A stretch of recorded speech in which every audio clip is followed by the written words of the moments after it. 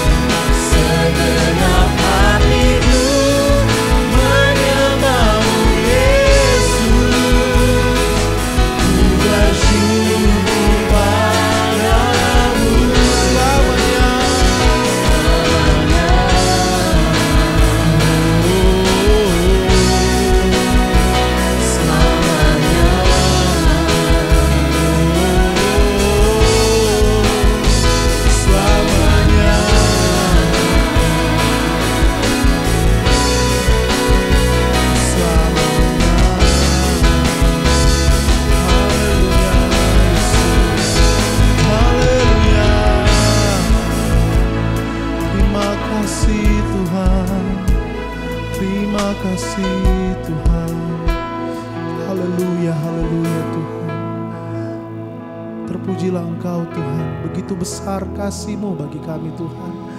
Dengan apa kami membalas segala kebaikan Tuhan. Selain memuji dan menyembah Engkau, mempersembahkan seluruh kehidupan kami hanya kepada Engkau Tuhan. Urapan Allah ada di tengah-tengah kami pada pagi hari ini Tuhan. Biar kekudusan-Mu nyata Tuhan.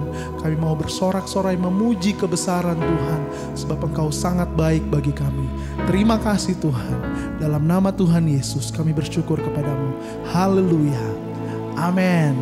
Puji Tuhan Bapak Ibu. Kita mau bersorak-sorai bagi Tuhan pada pagi hari ini. Di hadapan kemegahan Tuhan. Kita datang menyembah Tuhan pada pagi hari ini. Haleluya.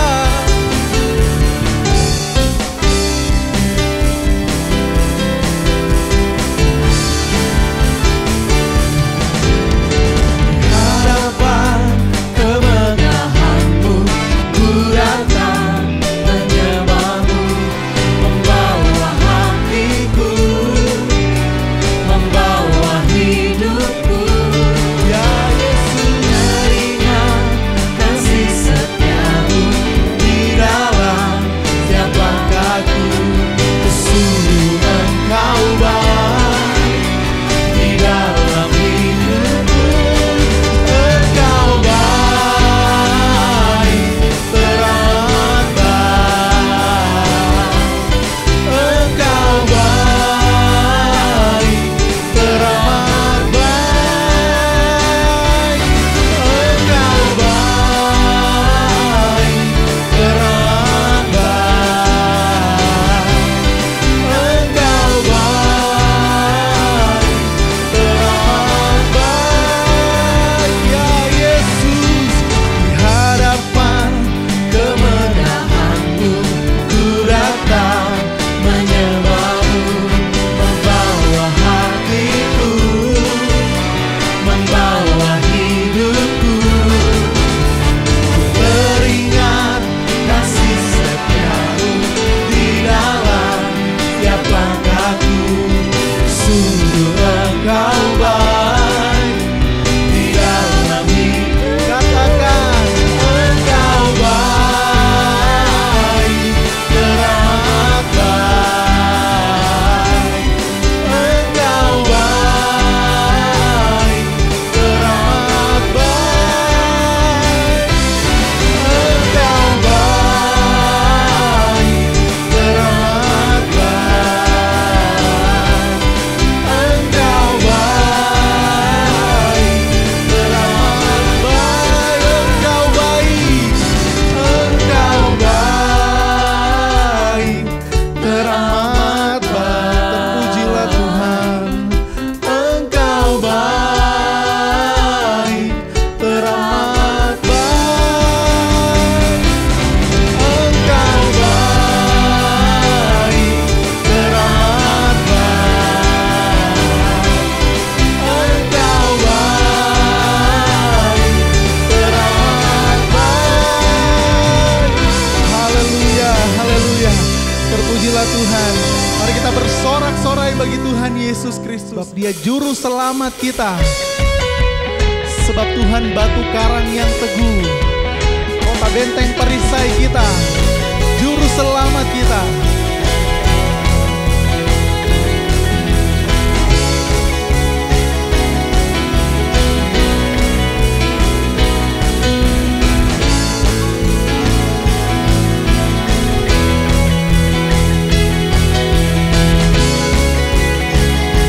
Mari sama-sama nyanyikan. Batu karang yang teguh,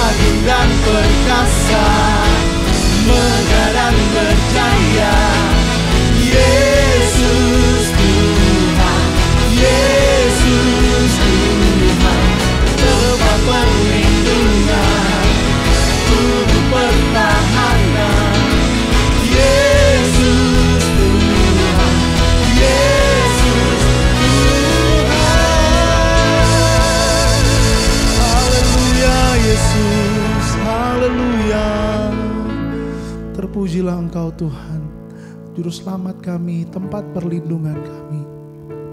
Di bawah naungan sayap-Mu, kami mendapatkan perlindungan yang kuat dari Engkau Tuhan.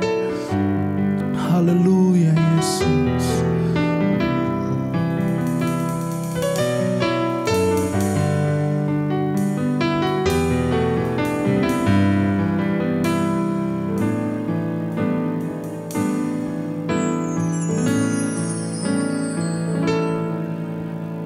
Firman-Mu berkata Kau besertaku, maka kuat roh dan jiwaku. Tangan-Mu Tuhan selalu ku nantikan, di setiap langkahku percaya. Dengan sayap-Mu ku akan terbang tinggi di tengah badai hidup. Ku tak menyerah, Kau kekuatan dan perlindungan bagiku. Pertolonganku di tempat maha tinggi. Ku mengangkat tanganku, aku berserah. Kau ku nantikan, Kau yang ku sembah, Yesusku, Rajaku. Haleluya Yesus.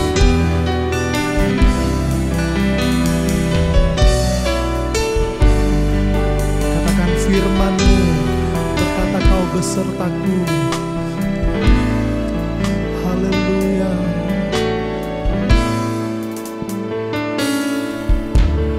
Firman-Mu berkata Kau besertaku, maka kuat roh dan jiwaku. Tangan-Mu Tuhan selalu ku nantikan,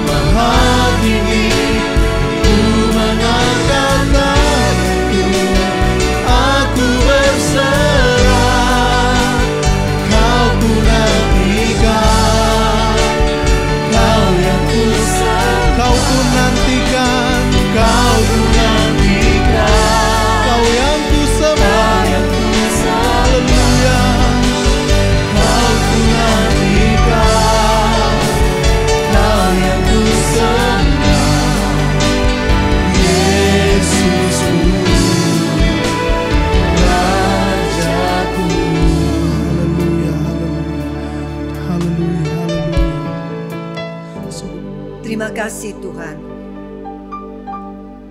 bahwa kami semakin hari semakin mengenal Engkau. Semakin hari semakin mengenal firman-Mu Tuhan. Sehingga di dalam setiap musim kehidupan kami, iman kami tetap percaya Engkau adalah Allah yang mendatangkan kebaikan di dalam kehidupan kami. Dan saat ini Tuhan, kami mau masuk lebih dalam di dalam firman-Mu. Kami mau lebih lagi mengenal Engkau. Kami mau lebih lagi Tuhan mengetahui siapakah Engkau dan karya-Mu di dalam kehidupan kami. Kami percaya Engkau ada di tengah-tengah kami. Dan Engkau sendiri yang akan berkata-kata dan menyiapkan firman-Mu atas kami. Dan Engkau sendiri yang akan mengurapi kami. Engkau sendiri yang akan menguatkan kami dan menegur kami. Dan Engkau sendiri Tuhan yang akan menolong kami. Menjadikan kami pelaku-pelaku dari setiap firman yang kami mendengar saat ini. Kami serahkan semuanya ini hanya di dalam tangan dan kuat kuasa-Mu Tuhan.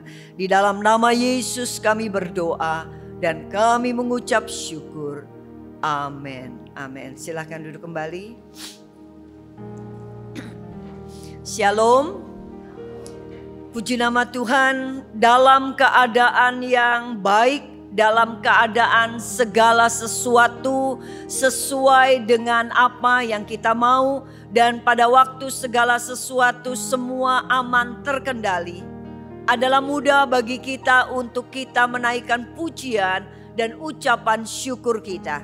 Mudah bagi kita untuk kemudian kita mungkin menyanyi ucapan syukur, rasa ungkapan kebahagiaan kita kepada Tuhan.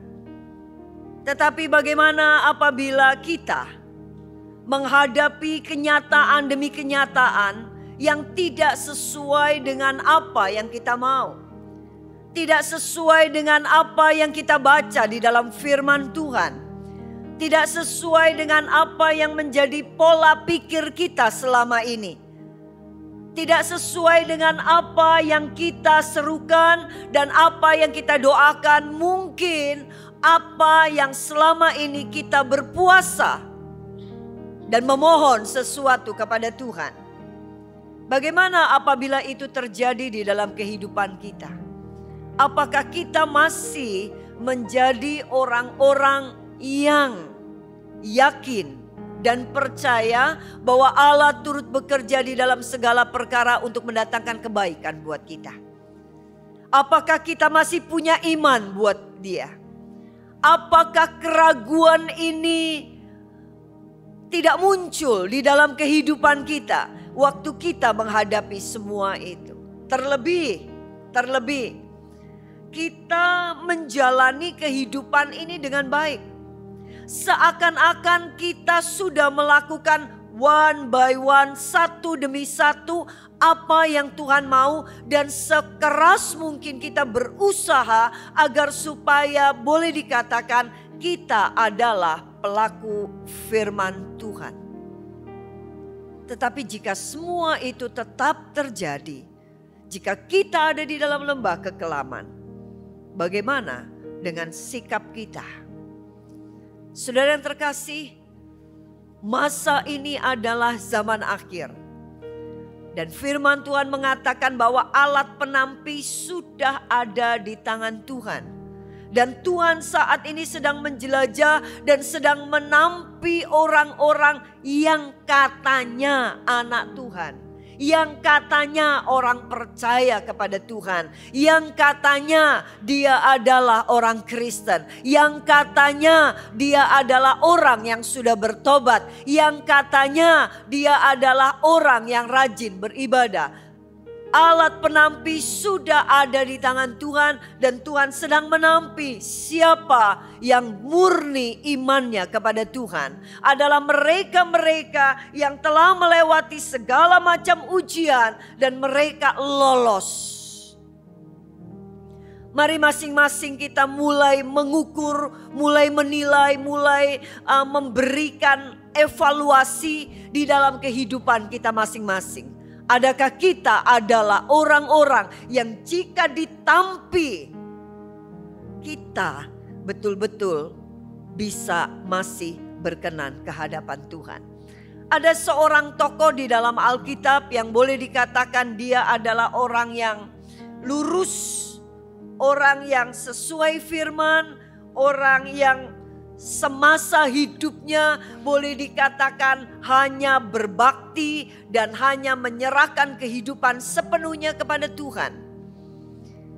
Bahkan dia adalah orang yang hebat. Kalau kita melihat di dalam Lukas pasal yang pertama ayat yang ke-15.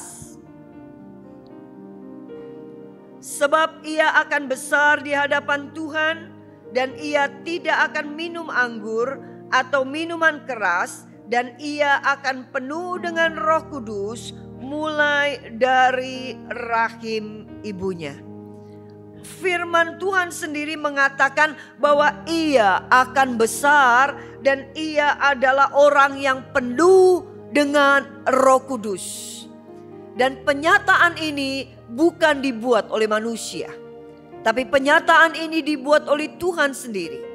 Berarti dia adalah orang yang sudah terbukti, orang yang sudah proven bahwa dia adalah memang orang yang besar di hadapan Tuhan. Dan orang yang penuh dengan Roh Kudus. Di dalam bayangan kita, di dalam pemikiran kita, orang yang seperti ini pastilah orang yang hidupnya itu enak. Pada saat itu untuk tidak minum anggur boleh dikatakan sulit. Pada waktu itu untuk tidak minum minuman seperti yang layaknya orang sediakan itu sulit. Tetapi orang ini telah membuktikan bahwa dia adalah orang yang tidak seperti orang pada umumnya. Dia mengkhususkan diri bagi Tuhan. Siapakah dia? Dia adalah Yohanes Pembaptis. Saya suka sekali belajar mengenai Yohanes Pembaptis yang hidupnya sangat singkat. Maksudnya hidup pelayanannya tuh sangat singkat, tetapi dia mengisinya dengan baik, tapi dia mengakhirinya itu dengan satu peristiwa yang gak enak. Kita tahu bahwa Yohanes Pembaptis cuma melakukan pelayanannya itu tidak lebih dari 2 tahun, 1,5 sampai 2 tahun. Dan semasa hidupnya dia cuma mempersiapkan apa yang Tuhan mau dia melakukan. Seperti dia ada di pusdiklat. Dan di dalam pusdiklatnya ini bukanlah tempat yang enak. Bukanlah tempat yang dia bisa menjadi seperti orang pada umumnya, tidak. Tetapi pusdiklat yang dia jalani adalah satu tempat yang jauh dari keramaian.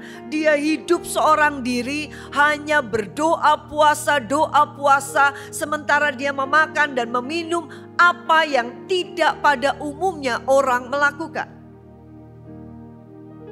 Karena dia memang hidup seperti menyendiri. Tapi pada waktu dia keluar, dia kemudian betul-betul ready, betul-betul siap untuk melakukan apa yang Tuhan mau dia melakukan. Dan dia melakukannya persis seperti apa yang Tuhan mau. Tetapi di ujung, yang namanya orang yang sungguh-sungguh di dalam Tuhan, pasti akan menjadi musuh besar dari iblis. Orang yang hidupnya lurus terus, pasti itu akan menjadi orang yang tidak disukai oleh orang yang hidupnya bengkok. Itu pasti. Nah, apa yang dilakukan oleh Yohanes Pembaptis itu membuat marah, membuat gerah, membuat panas orang-orang yang hidupnya bengkok-bengkok. Dan dengan kekuasaan mereka, dengan kelihayan mereka, dengan kata-kata mereka, pada akhirnya mereka seperti punya alasan untuk menangkap Yohanes Pembaptis dan kemudian menjebloskan ke dalam penjara. Dan pada waktu dia di dalam penjara, dia mulai berpikir. Dia mulai meresponi apa yang terjadi. Sekali lagi saya mau mengatakan bahwa setiap kita itu betul-betul sedang ditampi.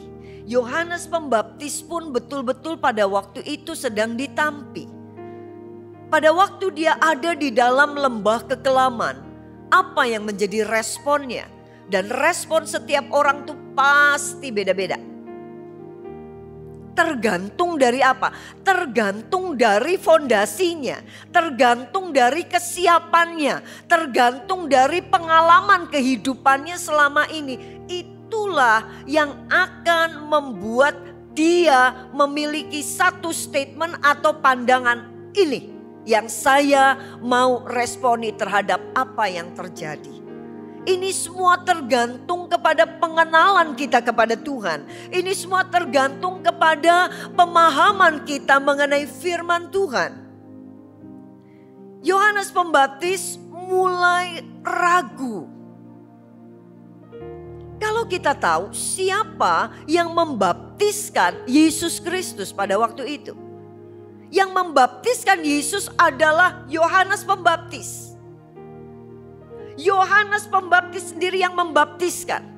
Yohanes Pembaptis sendiri yang mendengar.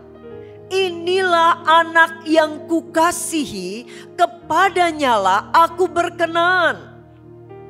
Dan waktu dia mendengar suara itu, waktu dia melihat apa yang Bapa di surga melakukan kepada Yesus yang dia baptiskan pada waktu itu. Sampai responnya kemudian mengatakan apa? Aku membuka tali kasutnya pun aku gak layak. Bayangin. Tali kasut itu berbicara sesuatu yang sangat kotor. Kita tahu budaya pada waktu itu setiap orang yang mau masuk ke dalam rumah harus apa? Harus cuci kaki. Karena apa? Kotor. Kenapa kotor? Karena jalanan dulu tidak beraspal. Jalanan dulu itu adalah banyak tanah, pasir.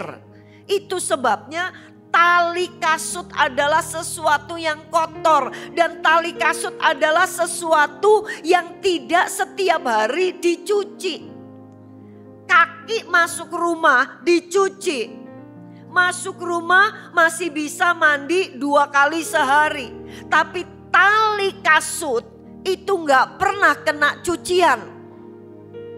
Jujur kita yang punya tali sepatu kets kita.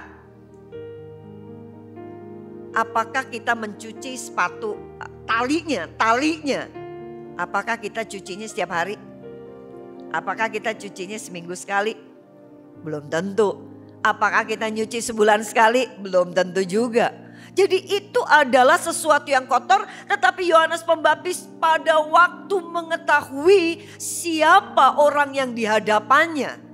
Sosok yang dihadapannya adalah sosok yang diurapi dan yang berkenan di hadapan Bapa. Dan dia tahu ini siapa. Itu sebabnya sampai dia mengatakan membuka tali kasutnya pun aku tidak layak. Tapi perhatikan. Orang yang sebegitu mengenalnya. Tahu dong, engah siapa Yesus itu. Ini bukan fata morgana loh. Ini bukan mimpi loh. Bener-bener loh dia tahu ada sosok ini. Pun pada waktu dia ada di dalam keadaan yang sulit. Sulit dimengerti dengan logika. Bimbang. Dia mulai mikir, dia mulai ragu. Bener gak? Bener gak kalau dia itu Mesias? Lah wong kemarin tuh lo wis ngomong. Lo kemarin tuh lo udah menyatakan hal itu. Dia menyatakan bukan cuma di dalam hati. Apa namanya? Bergumam di dalam hati, berpikir di dalam hati, ngomong di dalam, enggak loh. Dia ngomong di depan orang banyak.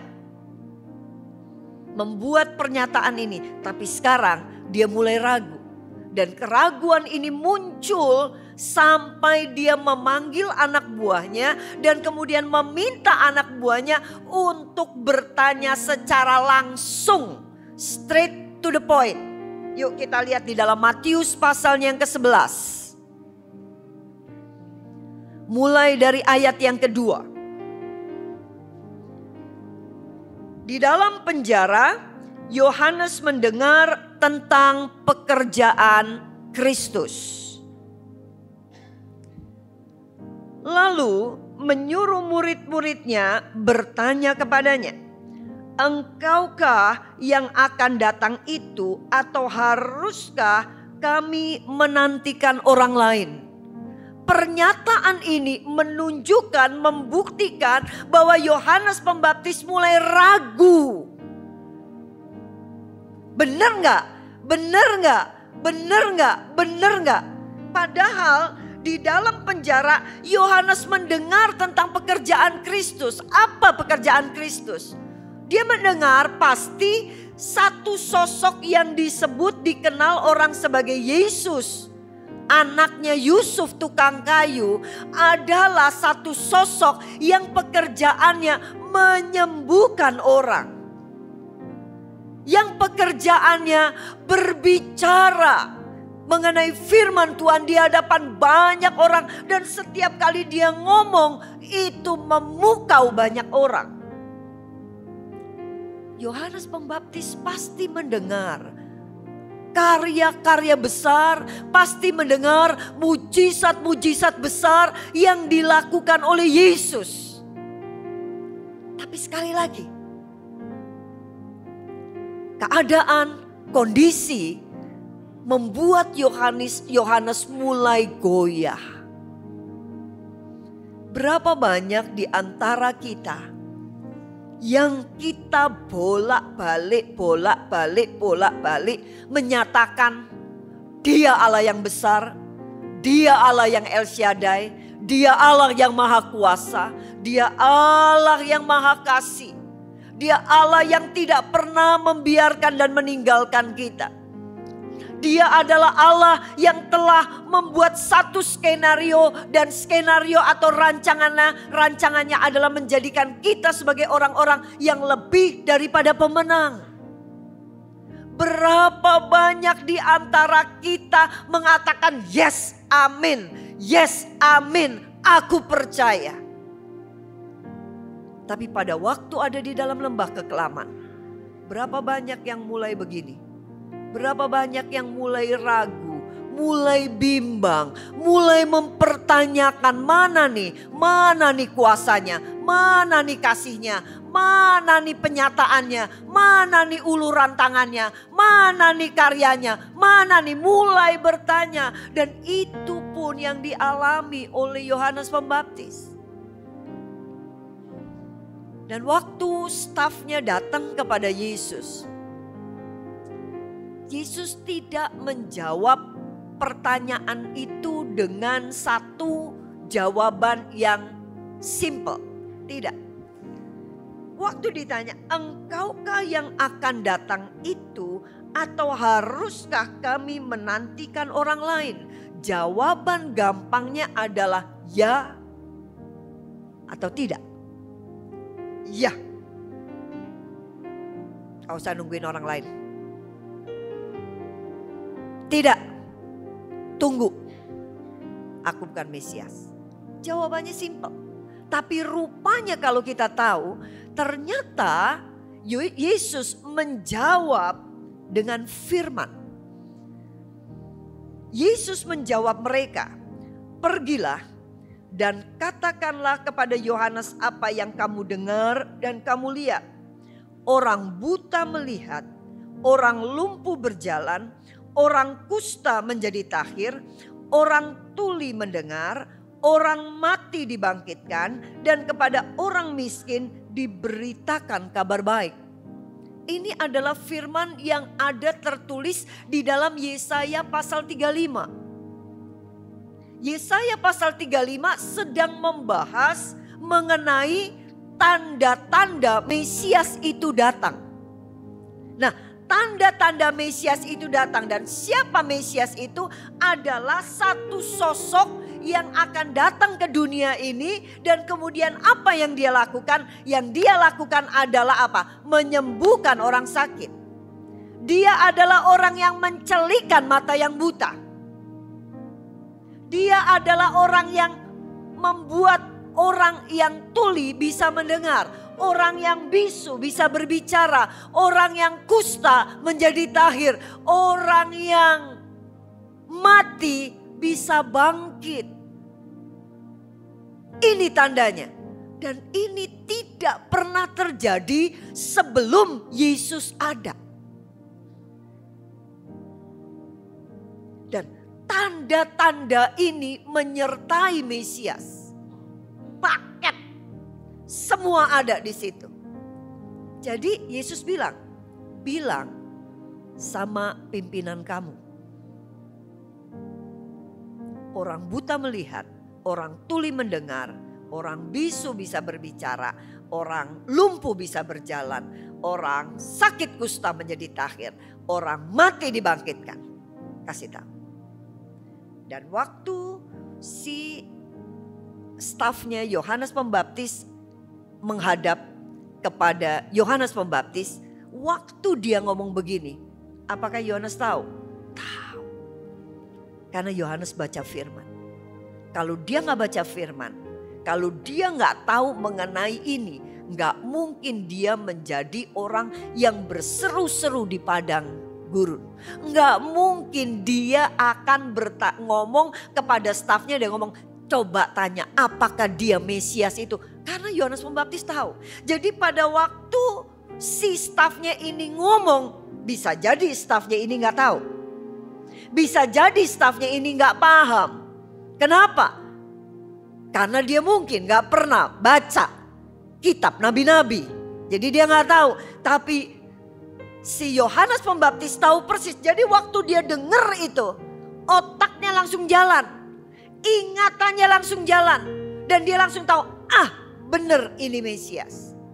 Nah, kalau seandainya Yohanes Pembaptis tahu itu Mesias, anggaplah kita ini Yohanes Pembaptis. Anggaplah kita ini yang sekarang sedang ada di dalam masalah dan kemudian kita tahu ada Mesias. Kita tahu ada Tuhan yang luar biasa. Bayangin, orang buta melihat, orang lumpuh berjalan, orang tuli mendengar, orang sakit kusta ditahirkan, orang mati dibangkitkan. Dan sosok yang melakukan ini, yang namanya Yesus ini adalah siapa? Adalah orang yang pernah dibaptiskan oleh Yohanes Pembaptis. Siapa sosok ini? Dia adalah orang yang boleh dikatakan masih ada hubungan keluarga. Karena Maria dengan Elizabeth itu saudara. Berarti Yesus dengan Yohanes Pembaptis masih ada hubungan saudara. Bayangin, seandainya kita yang tertimpa masalah, terserahlah masalah apapun.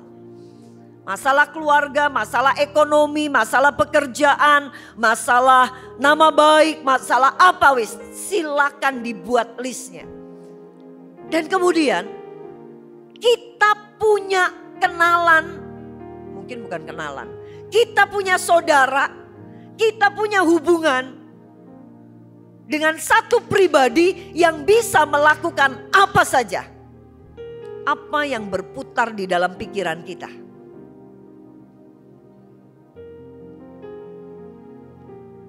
Apa yang berputar? Gak usah ya. Saya sendiri terus terang.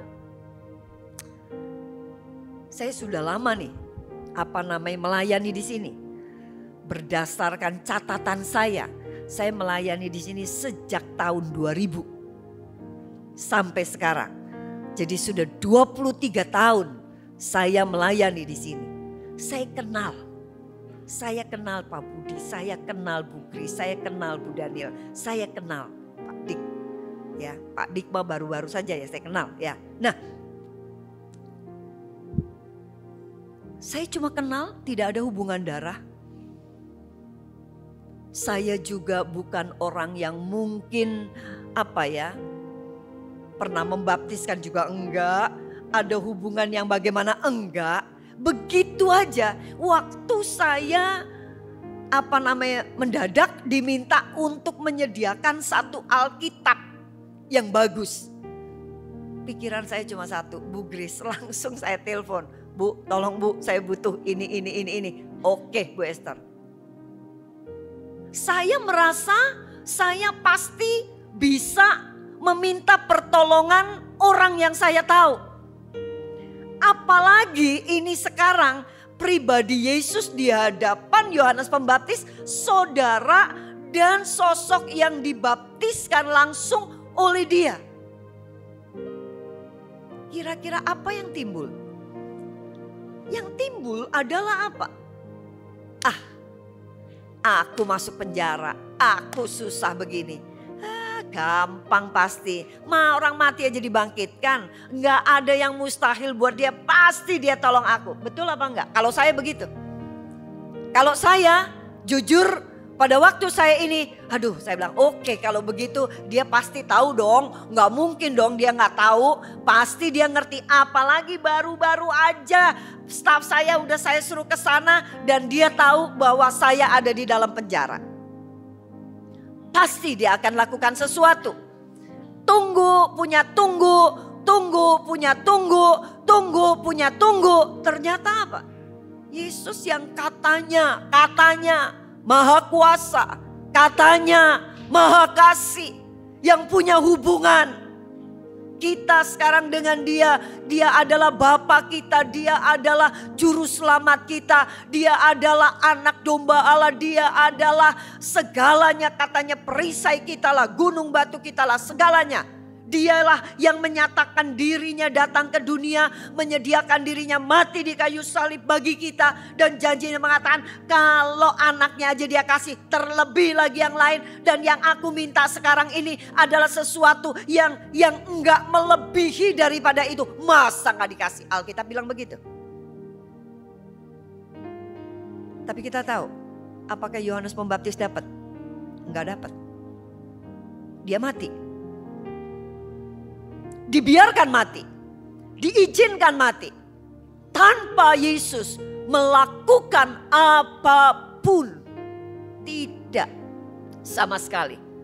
Nah, waktu itu terjadi di dalam hidup kita, waktu Tuhan izinkan seakan-akan Tuhan gak nolong kita, waktu Tuhan izinkan kita akhirnya boleh dikatakan sudah selesai. Mau bicara apa mengenai dia? Tapi yang luar biasa, ada satu ayat yang yang Yesus sampaikan kepada stafnya Yohanes Pembaptis. Matius 11 ayat yang ke-6. Dan berbahagialah orang yang tidak menjadi kecewa dan menolak aku. Berbahagialah orang yang tidak menjadi kecewa dan menolak aku. Yohanes Pembaptis pada waktu disampaikan mengenai pesan ini, dia masih mungkin gak mudeng. Dia mungkin gak paham. Dia mungkin gak ngerti apa maksudnya berbahagialah orang yang tidak menjadi kecewa dan menolak aku. Berapa banyak ayat-ayat firman Tuhan kemudian kita melupakan karena fokus kita kepada satu hal. Yesus lakukan sesuatu. Yesus akan buat mujizat. Lupa tuh ayat. Lupa tuh pesan. Sampai kemudian prajurit datang dan mengatakan, Pak, waktunya sudah tinggal beberapa menit. Kalau mau berdoa silahkan. Karena setelah ini saya harus penggal kepalanya Bapak. Nah, waktu begitu mungkin ini ayat langsung muncul. Toeng. Berbahagialah mereka yang tidak menjadi kecewa dan menolak aku. Kita berdoa minta sembuh, tapi bukan kesembuhan yang datang, tetapi penyakit yang mana stadiumnya makin hari bukan makin berkurang tapi makin tinggi. Berbahagialah mereka yang tidak menjadi kecewa dan menolak aku. Kepingin masuk di perguruan tinggi yang betul-betul kita mau, tapi kenyataannya kita jangankan masuk perguruan tinggi, karena pandemi terjadi, kita akhirnya sudah tidak bisa kuliah lagi. Berbahagialah mereka yang tidak menjadi kecewa dan menolak aku. Usaha kita yang sudah kita bangun begitu rupa dan akhirnya kolaps seketika. Dan tampaknya tidak ada tanda-tanda untuk bangkit lagi. Berbahagialah mereka yang tidak menjadi kecewa dan menolak aku. Berpuasa, memohon, mujizat terjadi dan ternyata tidak ada mujizat yang terjadi. Berbahagialah mereka yang tidak menjadi kecewa dan menolak aku. Kenapa kita menjadi kecewa? Kenapa kita mulai merasa bimbang? Karena apa? Karena pikiran kita selalu sedang mengatakan yang namanya orang sungguh-sungguh pasti akan diberkati Tuhan. Tetapi konsep berkat ini adalah berkat yang sesuai dengan kita, yang mana kita ini masih punya daging. Yang namanya berkat itu sakit jadi sembuh, mati bangkit lagi. Itu konsep kita. Yang namanya konsep berkat di dalam kehidupan kita. Yang namanya konsep yang mengatakan bahwa kalau kita membaca di dalam 1 Korintus 15 dikatakan jerih lelah kita, persekutuan kita dengan Tuhan, dan katanya Tuhan jerih lelah kita gak sia-sia. Nah, yang namanya jerih lelah upahnya gak sia-sia kita konsepkan sendiri. Konsepnya apa? Usaha makin oke. Kita mendapat apa yang kita mau. Kita jalan hidupnya di jalan tol. Itu yang kita pikirkan. Tapi bagaimana dengan Yohanes? Yohanes menghadapi semua ini. Lanjut, ayat yang ke-7. Setelah murid-murid Yohanes pergi, mulailah Yesus berbicara kepada orang banyak itu tentang Yohanes. Untuk apakah kamu pergi ke padang gurun melihat bulu yang digoyangkan angin kian kemari, atau untuk apakah kamu pergi melihat orang yang berpakaian halus? Orang yang berpakaian halus itu tempatnya di istana raja. Jadi untuk apakah kamu pergi melihat nabi? Benar, dan aku berkata kepadamu bahkan lebih daripada nabi, karena tentang dia ada tertulis, lihatlah, aku menyuruh utusanku mendahului engkau, ia akan mempersiapkan jalanmu di hadapanmu. Itu ada di kitab Paleaki. Aku berkata kepadamu, sesungguhnya di antara mereka yang dilahirkan oleh perempuan tidak pernah tampil seorang yang lebih besar daripada Yohanes Pembaptis. Namun yang terkecil dalam kerajaan surga lebih besar daripadanya. Begitu stafnya pergi, Yesus mulai memberikan upah jerih lelah Yohanes selama ini dengan mengatakan apa? Mengangkat dia. Yesus mengatakan nabi, no, dia lebih dari nabi. Dan dia katakan ini di depan orang banyak. Lebih dari nabi. Bahkan dia mengatakan enggak ada orang yang dilahirkan oleh perempuan yang lebih besar dari Yohanes Pembaptis. Enggak ada. Kecuali dia lebih kecil. Tapi siapa yang mau lebih kecil dari Yohanes Pembaptis? Bukankah kita semua, jujur kata, bukankah kita semua selalu yang mengatakan kalau kita besar di hadapan Tuhan, kalau kita penuh dengan roh, maka hidup kita akanlah hidup yang enak. Hidup yang ditata oleh Tuhan. Hidup yang diberkati secara dunia. Dan berapa banyak orang yang mau hidupnya seperti Yohanes Pembaptis, seakan-akan tidak punya nilai hidupnya. Seorang nabi yang mempersiapkan diri selama 30 tahun untuk masuk di dalam kancah perpelayanan, menjadi utusan Tuhan. Ternyata hidupnya cuma ditentukan oleh seorang anak kecil, anak remaja yang menari dan diputuskan oleh seorang raja yang sedang mabok. Oleh seorang raja yang gengsi di hadapan teman-temannya karena sudah berjanji. Hidupnya sepertinya gak ada artinya. Gak ada artinya sama sekali. Bukankah setiap kita semua mau di tempat yang terutama? Kalau bisa jadi orang besar. Siapa mau yang terkecil? Siapa yang mau? Berapa banyak orang yang apa? Yang keluar dari gereja cuma karena apa? Cuma pada waktu mau salaman enggak disalami. Pada waktu shalom enggak dibales. Ini sudah sakit hati nih di sini.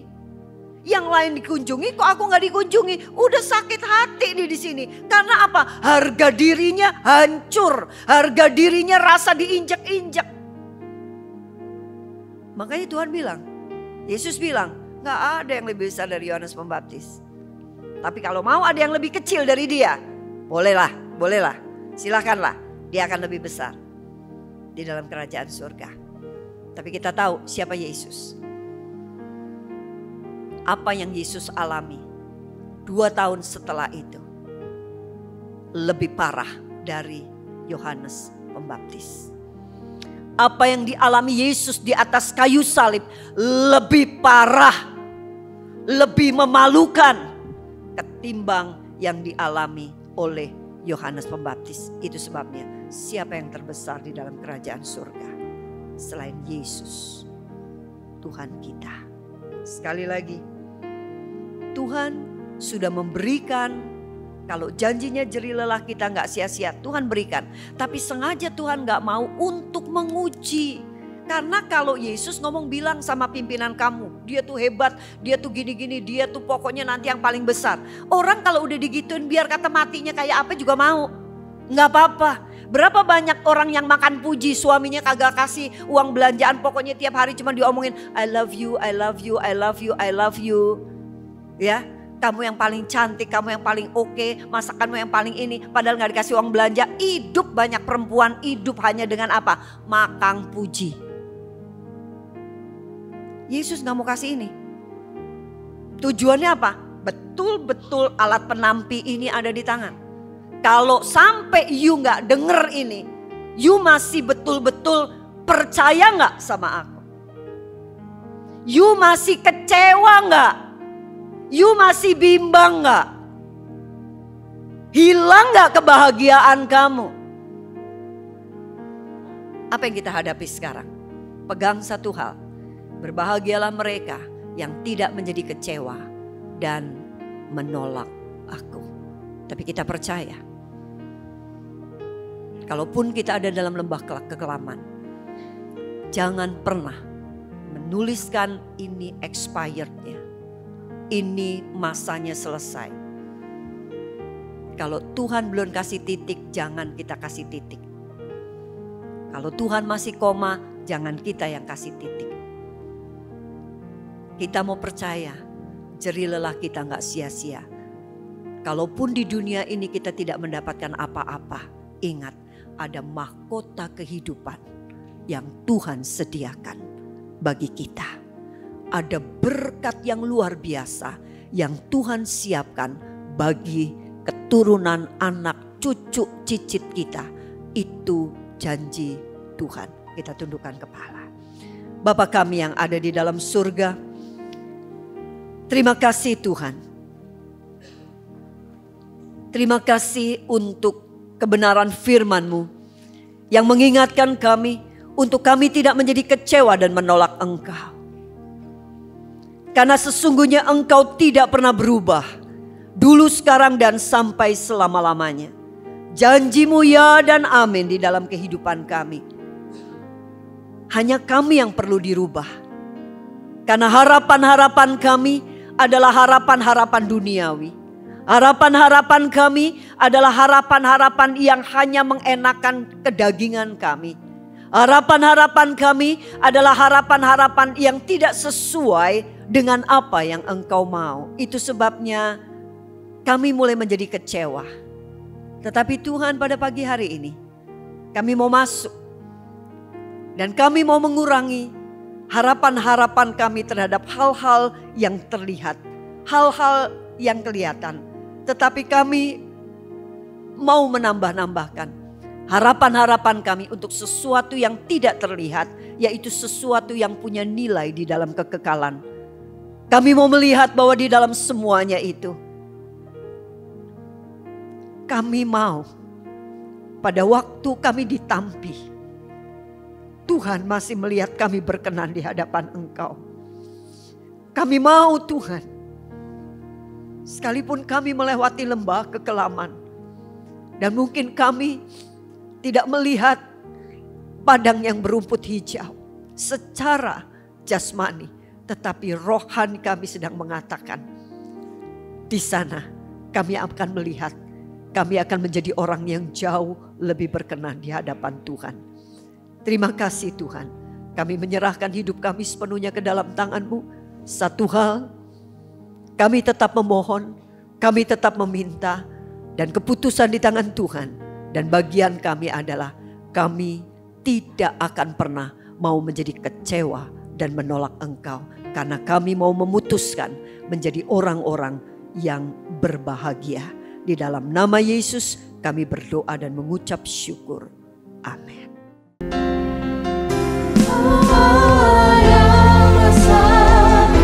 Ajaib dan mulia, Kau Yesus yang selalu membuatku terpesona. Segala pujian bagi-Mu ya Tuhan, hanya Kau yang layak ku anugerah. Hanya Kau yang layak ku anugerah. Hanya Kau yang layak ku anugerah.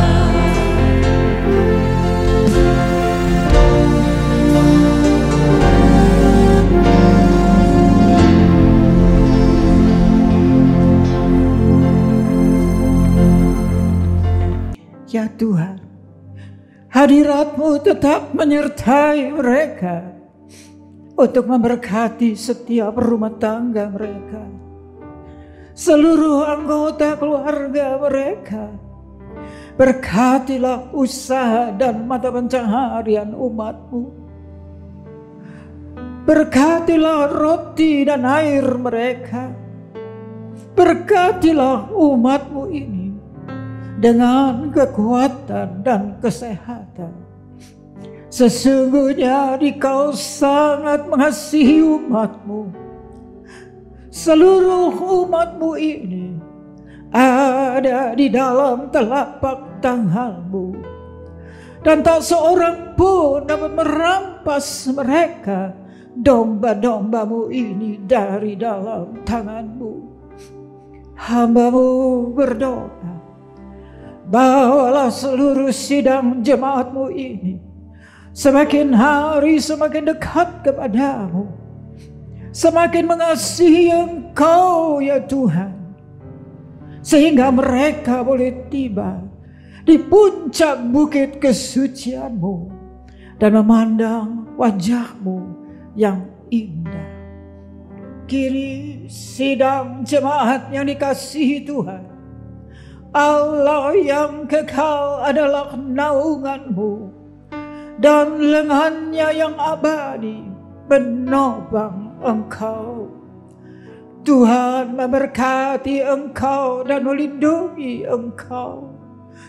Tuhan menyinari Engkau dengan wajah-Nya, serta memberikan Engkau kasih karunia. Tuhan menghadapkan wajah-Nya kepadamu dan memberikan engkau damai sejahtera di dalam berkat nama Tuhan Yesus Kristus. Amin.